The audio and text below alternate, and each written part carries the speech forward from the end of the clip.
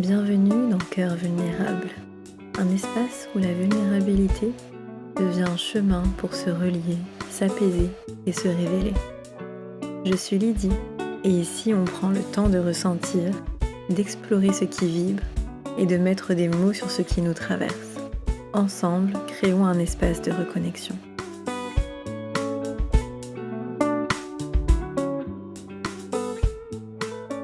Hello, bienvenue dans ce 3e épisode. Il sera un petit peu particulier, je vais parler d'un sujet qui paraît léger, mais qui en réalité est bien plus profond. Et si tu n'étais pas là pour plaire ? Cette question, l'air de rien, cache en vérité une autre question. Et si tu pouvais enfin être juste toi, sans devoir correspondre à ce qu'on attend de toi ? Je vais le répéter encore une fois. Et si tu pouvais enfin être juste toi, sans devoir correspondre à ce qu'on attend de toi. Dans cet épisode, je vais te parler d'image de soi, du regard des autres, du besoin d'être aimé et validé à travers l'apparence, et du chemin de libération vers une présence plus juste et plus libre. Je vais te faire une confidence. C'est un sujet qui me tient particulièrement à cœur et jusqu'à maintenant, je n'avais pas pris la parole pour exposer ma vision. Si tu me suis régulièrement sur les réseaux, j'ai parfois évoqué des malaises que j'ai vécus par rapport à mon image et plus précisément mes cheveux. Mais il y a toute une histoire derrière qui m'a profondément marquée et je n'osais pas me positionner clairement. Aujourd'hui, plus que jamais, j'ai envie d'ouvrir cette porte et de partager un bout de mon histoire, mais aussi ce que j'ai appris et compris et que j'enseigne dans mon accompagnement feeling. Car aujourd'hui, je n'ai plus envie d'avoir à me cacher pour avoir la paix.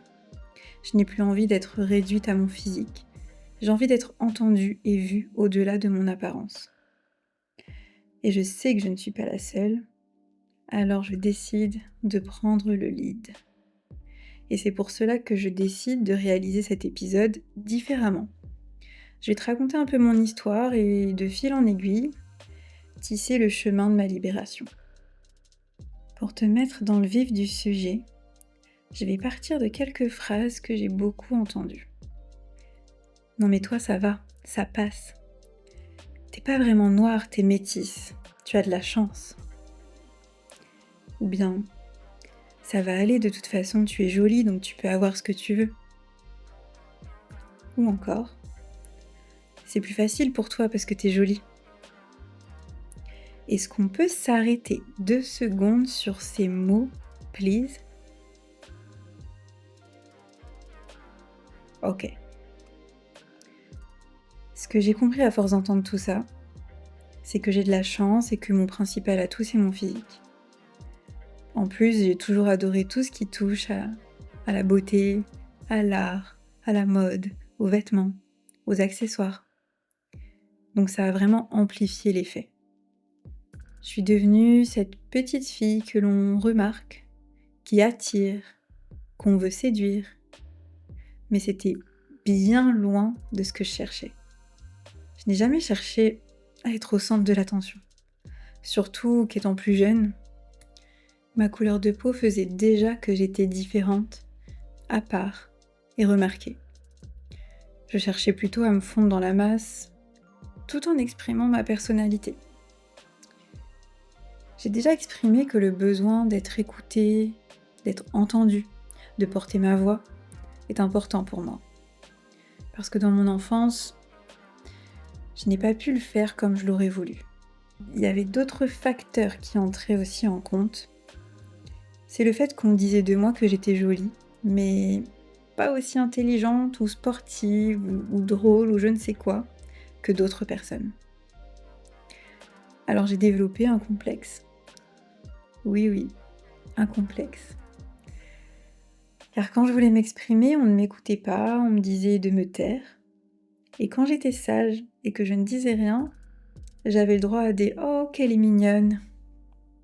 Conséquence, depuis plusieurs années, j'oscille entre me cacher pour ne pas attirer trop l'attention, les regards et éviter les compliments sur mon apparence. Et exprimer tout de même ma créativité et mon goût pour l'esthétisme. Mais j'ai fini par remarquer que même en me cachant, on me trouve. Sans que je demande rien, j'ai le droit à des remarques. Oui, je dis bien remarques et pas compliments exprès. J'ai le droit à des remarques et à des attentes, des fantasmes que je n'ai absolument pas demandé ni cherché. Jusqu'à récemment, à plusieurs reprises, dans la rue et même à mon travail, j'ai été victime de harcèlement. Le mot est fort. J'osais même pas vraiment le dire, en fait. Mais je me rends compte aujourd'hui, avec le recul, que c'est le mot qui convient. Si tu fais partie des personnes qui sont inscrites à ma newsletter, j'en ai parlé un petit peu. Et c'est pourquoi cet épisode est bien particulier. Alors, j'ai plusieurs choses à déduire de ce premier partage. Premièrement, l'image de soi, c'est ce que l'on perçoit de nous. Que ce soit notre propre image ou l'image que les autres perçoivent de nous. On ne maîtrise absolument pas ce que l'autre projette sur nous. Que ce soit de l'admiration, de la jalousie, du fantasme ou du mépris. Deuxièmement, le regard de l'autre est souvent un jugement, qu'il soit bienveillant ou non. Dire « tu es belle » peut vite devenir une étiquette, autant que dire « tu es nulle ». On se rend pas compte, mais ça sous-entend aussi tout ce que l'autre ne dit pas. Moi, par exemple, j'ai entendu maintes fois que j'étais belle, mais très rarement que j'étais intelligente. Et même si je n'ai pas le souhait de valoriser cette qualité-là chez moi, le fait que je sois jolie, et d'ailleurs c'est très subjectif, l'autre me fait comprendre, à force de répétition, que c'est ce à quoi je devrais me rattacher. En fait, je me suis construite avec ce que les autres disaient de moi. Et d'ailleurs, on se construit avec ce que les autres nous renvoient. Mais en fait, ça, c'est un piège. Troisièmement, on a tous besoin d'être acceptés et intégrés. Et parfois, on en vient à se conformer à l'image que l'autre projette sur nous. Et tout ça pourquoi ? Pour rester en lien. Et c'est là que ça crée une dissonance. Parce que du coup, je suis acceptée, mais finalement pas vraiment pour qui je suis vraiment. Entre perception, projection et désir d'appartenance, il y a vraiment une pression. On a l'impression qu'on doit répondre aux attentes des autres et surtout, garder ces attentes comblées pour pouvoir garder le lien en fait. Et on se rend pas compte de tous ces mécanismes. En fait, on devient une image et pas une personne. C'est assez violent quand même. On attend qu'on se conforme. On attend de toi que tu te conformes à ce qu'on voit en toi. Et pas à ce que toi tu veux exprimer, à ce que tu as envie d'être, à qui tu es.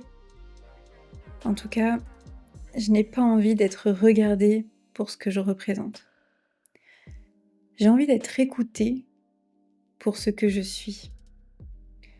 Mais malheureusement, le regard extérieur nous façonne. Parfois même nous fige en fait. Moi, ce que j'ai appris et ce que j'ai compris, c'est que, ok, quand on plaît, on devient un objet d'interprétation. Mais on n'est pas vraiment une personne qu'on a envie de rencontrer et de creuser et de connaître. Et du coup, c'est plus je suis regardée, moins je suis écoutée. C'est le paradoxe qui est bien douloureux et qui est lié à la visibilité. Pour être honnête, c'est un sujet qui me touche profondément. C'est un sujet qui provoque en moi beaucoup d'émotions. Beaucoup d'émotions, comme la colère déjà. La colère d'être réduite à une simple image, à s'arrêter à mon apparence. De la tristesse aussi. La tristesse parce que finalement, je me suis pas sentie vraiment reconnue. Ça m'a amené également beaucoup de doutes. J'ai énormément douté de moi depuis, j'allais dire mon enfance, mais en tout cas mon adolescence, préadolescence, jusqu'à, je vais aller dire jusqu'à aujourd'hui, jusqu'à il y a peu. Et encore, même aujourd'hui, ça m'arrive parfois encore de douter. Finalement, je me demande, est-ce qu'on m'écoute ou est-ce qu'on me regarde seulement ? J'ai vu encore des situations aujourd'hui où j'ai l'impression que quand je parle, on ne m'écoute pas. Je vois le regard et finalement quand je pose la question, derrière, je vois que la personne, elle a écouté que la moitié et que finalement, elle n'est pas réellement intéressée par ce que je dis. Elle a été trop occupée à m'observer. Et c'est horrible. C'est horrible parce que j'ai dû développer une stratégie de camouflage. Et de dire ça même, je me dis c'est vraiment lunaire en fait. J'ai dû changer. En tout cas pour moi c'était presque inconscient. Il y avait une partie consciente et une partie inconsciente. En fait, éviter d'attirer les regards, donc il fallait que je change mon style, ma posture, mon énergie, pour passer un peu inaperçu, pour pas trop attirer. Et cette stratégie, elle me rend pas heureuse. Et c'est ce que je disais au début de l'épisode. J'ai passé mon temps à osciller entre me cacher, me camoufler, et des moments où juste ma personnalité ressort, j'ai envie de m'exprimer, de laisser déborder ma créativité et mon goût pour l'esthétisme, et simplement de profiter de la vie, d'être heureuse et du coup de pas me cacher. Mais c'est vrai que dès que j'étais comme ça ne durait pas très longtemps parce qu'après je me rappelais vite à l'ordre que attention, là il y a danger, j'attire un peu trop les regards, donc je vais me calmer. Si je veux avoir la paix, j'ai pas le choix. Voilà ce que j'ai développé au fur et à mesure de ces années, au travers du regard des autres.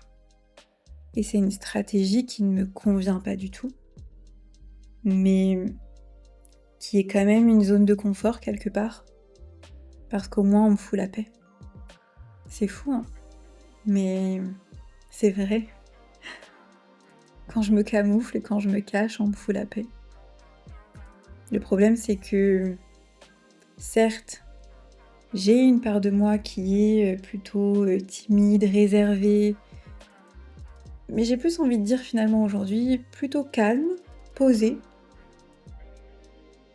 Mais c'est pas pour ça que ça me convient de me cacher. C'est pas, ça ne reflète pas l'entièreté de qui je suis. Et c'est comme si je me privais, c'est pas comme si, mais je me privais et je privais aussi d'autres personnes de qui je suis réellement. Mais j'ai développé cette stratégie parce que pour moi c'était une question de survie. Et je sais que je suis pas la seule ici. Je sais qu'il y a beaucoup de femmes dans ce cas-là. qui se reconnaîtront, qui ont elles aussi dû adapter leur apparence ou leur attitude pour s'intégrer, pour être aimées, pour éviter les conflits. En fait, plaire devient presque une stratégie relationnelle. Et du coup, on sait plus vraiment si les gens nous aiment pour qui on est ou pour ce qu'on joue. Et ça crée une énorme confusion intérieure, une perte de repères. Parce que moi, personnellement, c'était plus me cacher, mais à d'autres personnes, c'est plus, justement, se maquiller pour se sentir forte. Moi, c'était plus m'effacer pour être tranquille. Mais dans tous les cas, c'est deux stratégies qui créent énormément de confusion, de doute et de perte de sens et d'identité. En tout cas, je pensais réellement que c'était plus simple de devoir m'adapter, de devoir changer un peu ma personnalité ou en tout cas mon comportement face aux regards insistants. Mais à quel prix en fait ? À quel prix ?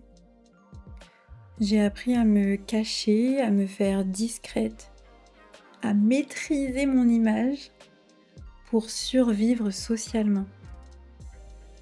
En fait, c'est vraiment une charge mentale énorme, un effort qui ne se voit pas, qui est invisible en fait.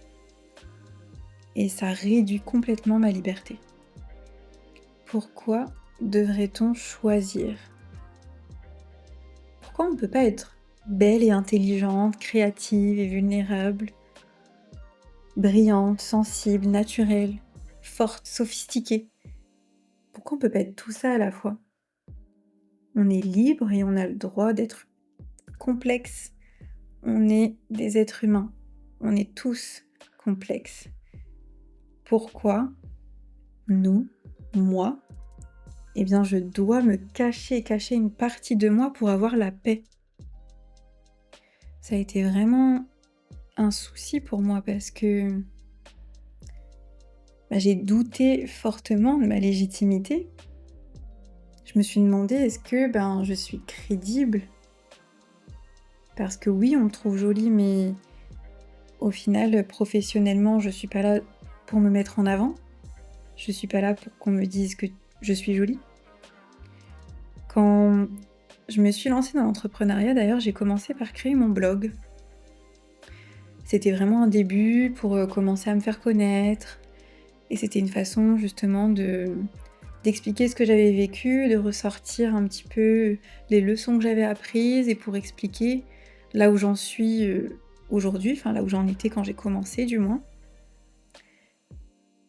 Et j'utilisais du coup des photos de moi et je mettais mes textes en dessous, en légende ou dans un post en carrousel, voilà. Ou même en réel. Et j'ai remarqué que, d'ailleurs là où j'avais le plus de likes, de commentaires, etc., c'était sur les photos de moi.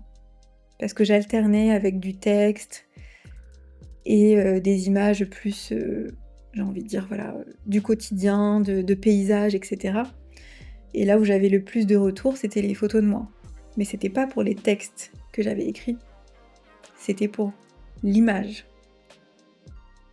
Et ça m'a beaucoup fait douter. Je me suis dit, mais en fait, encore une fois, je suis vue, ok, mais je ne suis pas entendue. Finalement, là, je vais commencer à parler un peu de mes offres professionnelles, de mes services. Est-ce que je vais être crédible ? J'ai même une anecdote à ce sujet. J'ai participé à une formation pour entrepreneurs et on pouvait partager nos sites internet, nos pages, nos réseaux sociaux pour que la formatrice nous fasse un retour pour nous aider en fait dans notre communication, dans le développement de notre entreprise. Et là, je me rappelle, elle m'a fait un retour en me disant « Mais Lydie, c'est pas du tout professionnel, est-ce que tu fais du mannequinat ou tu proposes un business ?» Et je me suis dit: «Waouh, OK, d'accord». Alors donc elle s'est arrêtée simplement aux photos et elle n'a pas lu. Et il n'y avait pas que des photos de moi non plus, mais le fait qu'il y ait quelques photos de moi, c'est tout ce qu'elle a retenu. Et franchement, ça m'a piquée. Ça m'a piquée parce que je me suis dit: «Mais encore une fois, il n'y a que l'apparence qui compte». Alors je me suis dit: «Bah, finalement, peut-être que je vais enlever les photos de moi, je vais plus mettre de photos de moi et je vais juste mettre de l'écrit. Et peut-être que là, les gens me liront». Et c'est fou comme on enferme rapidement les gens dans des cases. Moi, elle a vu les photos, elle m'a dit: «Voilà, je fais du mannequinat, je fais pas du business». OK, d'accord. Mais en fait, je ne mettais pas des photos de moi pour montrer que je suis jolie, que je suis belle ou mettre ça en avant. Je mettais des photos de moi parce que c'était pour montrer qui je suis, pour qu'on puisse voir mon énergie, qu'on puisse voir ce que j'ai à transmettre et de pouvoir connecter avec moi. Et pour moi, ça fait partie de ça. C'est aussi important mon énergie que ce que je dis. Et l'intention dans laquelle j'avais mis ces photos-là n'était pas du tout perçue, puisqu'on s'est encore une fois arrêté à mon apparence. J'ai maintenant envie de poser ces mots et te demander ce que ça t'évoque. En anglais, on dit The dark side of pretty privilege. En français, le terme qui correspond, c'est la charge de la beauté. Autrement dit, la face cachée du privilège de la beauté. Est-ce que tu en avais déjà entendu parler ? Est-ce que tu as conscience que ça existe ? Comme je disais, ce sujet me tient particulièrement à cœur et ça fait un petit moment que j'ai envie d'en parler, mais je ne savais pas vraiment comment, par où commencer. Et il y a tellement de choses sur ce sujet que je ne savais pas trop comment aborder les choses. Et en fait, il y a quelques semaines ou quelques mois, je sais plus, je suis tombée sur un post sur Facebook, et donc c'était en anglais, et c'était cette fameuse phrase The dark side of pretty privilege. Et ensuite, elle avait donc listé tous les mauvais côtés, ou en tout cas toute la face cachée du fait d'être perçue comme jolie. Et quand j'ai lu son post, j'ai retrouvé vraiment ce que moi je pensais. Et je me suis dit, ok, ça existe, déjà il y a un terme pour désigner ça, je savais même pas. Et je me suis dit, bon, je pense qu'il est temps que je prenne la parole et que j'exprime ce que je ressens sur ce sujet. Alors, qu'est-ce que c'est la charge de la beauté ? En fait, c'est l'idée d'être perçue comme jolie dans la société, comme un avantage. Mais c'est pas qu'un avantage, c'est aussi porter un poids. C'est être exposé régulièrement, c'est recevoir des injonctions, gérer le regard des autres, les projections, les attentes, les désirs, les jalousies. En fait, concrètement, j'ai fait quelques recherches pour trouver les mots. Parce que la première fois que j'ai abordé, mais on va dire légèrement ce sujet, j'avais utilisé le terme de discrimination positive. Parce que pour moi c'était de la discrimination, mais c'est pas la discrimination comme on l'entend, parce que c'est vrai que c'était un peu à l'inverse, et je savais pas trop comment exprimer ça. Et du coup j'ai fait mes petites recherches pour trouver les bons mots, ce qui correspond.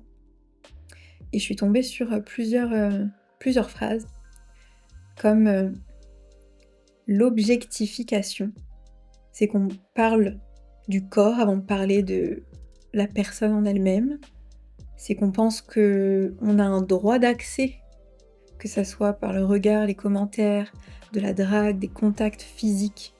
Et c'est une réduction de la valeur à l'apparence. En fait, il y a des attentes contradictoires. Alors donc tu dois être belle, donc normalement tu es belle, mais pas trop non plus. Parce que si tu l'es un peu trop, en fait, du coup tu cherches. Tu cherches, les autres. Tu attires, tu fais ça pour récolter quelque chose. Donc tu dois être souriante et tu es du coup souriante, douce, polie. Même quand les autres dépassent tes limites. Tu mets en valeur ta beauté, mais du coup, t'es quand même un peu superficielle, et en même temps, quand tu le fais pas, on te dit que tu gâches ton potentiel. Il y a vraiment des attentes contradictoires, il y a même une sexualisation. On est vu comme un fantasme, une tentation. Quand on dit non, c'est mal reçu. On peut devenir facilement la cible de harcèlement. Et en fait, là où moi j'avais du mal à prendre la parole sur ce thème, c'est parce que j'avais peur. J'avais peur qu'on me dise mais t'exagères, tu devrais être flattée et toi t'es là, tu te plains. Et quelque part, j'ai déjà entendu ça. J'ai entendu une fois et je me suis dit ok, je vais plus en reparler. Parce que finalement, on va pas me comprendre et je suis perçue comme presque ingrate. Mais c'est horrible. C'est horrible et je me suis sentie longtemps seule avec ça. Et aujourd'hui, je commence à voir que, il y a des personnes qui prennent la parole sur ce sujet, qui expriment ce que j'exprime là aujourd'hui. Et ça m'a donné vraiment le courage de me dire, je suis lancée, je suis dans ce chemin de libération. Ces derniers mois, ça a été aussi un grand sujet, comme je l'expliquais au début. J'ai été victime donc de harcèlement au travail par des clients. Et ça a été très difficile. Mais c'est ce qui m'a permis aujourd'hui de poser des mots sur tout ça, de revoir tous les mécanismes que j'ai expliqués dans cet épisode, et donc d'en parler aujourd'hui. Et ça me tient vraiment à cœur parce que j'ai envie de partager ça. Vu qu'on m'a beaucoup dit que pour moi, j'avais de la chance, que c'était facile. Mais en fait, pas du tout. À l'intérieur de moi, c'est beaucoup de doutes, beaucoup de remises en question. Sur mon corps, mon apparence, sur mon look, mon comportement. Je suis en hyper-vigilance. Il y a des moments où je me cache et je veux pas en faire trop, donc je fais attention à ce que je mets, comment je m'habille, comment je me maquille, tout ça. Et des moments où j'y pense moins et je me dis « Allez, je me fais plaisir, là j'ai envie de mettre ça parce que c'est l'énergie que j'ai aujourd'hui. » Et donc ça correspond et c'est ça que j'ai envie de mettre parce que quand je le mets, je me sens on fire, je me sens bien ou je me sens simplement en paix ou naturelle ou à l'aise. À partir du moment où je sors dans la rue et que je commence à avoir des regards sur moi, dans ma tête, c'est plein de doutes, plein de remises en question. Mais pourquoi t'as mis ça aujourd'hui ? Mais oh là là, t'aurais peut-être pas dû, peut-être que tu devrais rentrer te changer. Bon, allez, c'est pas grave, on y est, on y va. Je me sens bien de base, donc j'essaye d'occulter les regards, j'essaye de... Waouh, c'est fatigant. C'est très fatigant. Ça fait maintenant 4 ans que je suis dans l'entrepreneuriat et que je développe aussi mon activité donc sur les réseaux. J'ai eu des phases où j'ai utilisé mon image pour me mettre en avant et des phases où au contraire j'ai supprimé mon image pour pouvoir mettre mes services en avant. J'ai eu plein de doutes, plein de questionnements, plein de revirements. Et aujourd'hui, j'ai simplement envie de reprendre ma liberté. J'ai simplement envie d'habiter mon image librement. En fait, je cherche pas à plaire. Je cherche pas à plaire, je cherche pas à me défendre, je cherche pas à me justifier. Je veux juste me sentir alignée, présente. J'ai le droit d'être visible sans être dérangée. J'ai le droit d'exister sans vouloir séduire. Ce que j'aimerais vraiment faire passer comme message, c'est que tu n'es pas ton image. Tu n'es pas ce que les autres pensent voir. Tu es ce que tu ressens. Tu es ce que tu vis et ce que tu choisis de montrer ou non. Et le plus beau rayonnement vient quand on ne cherche pas à plaire, mais juste à être. Et quand je me suis connectée à ça, souvenue, et quand j'ai commencé à intégrer, j'ai réussi à poser des limites beaucoup plus claires, beaucoup plus visibles, à être plus ancrée, à dire non, à refuser les faux compliments, les sous-entendus, les blagues déplacées. J'ai repris la parole, j'ai redéfini un cadre et j'ai arrêté de me rendre disponible et de rester passive. J'ai repris ma liberté et je me suis reconstruite. J'ai reconstruit mon identité, je l'ai élargie et aujourd'hui, j'avance vers plus de libération.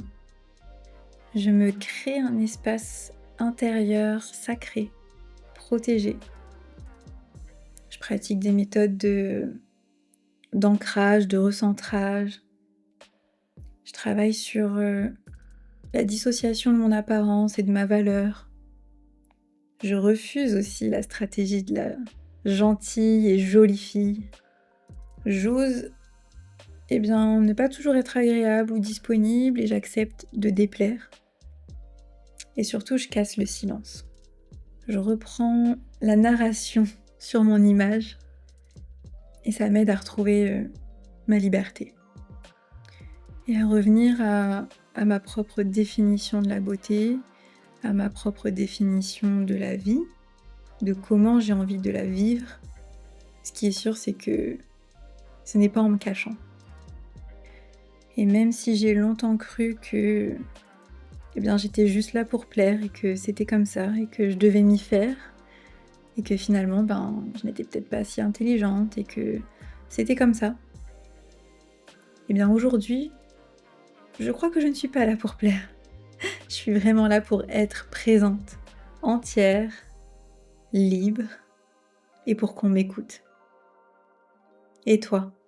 Et si tu n'étais pas là pour plaire?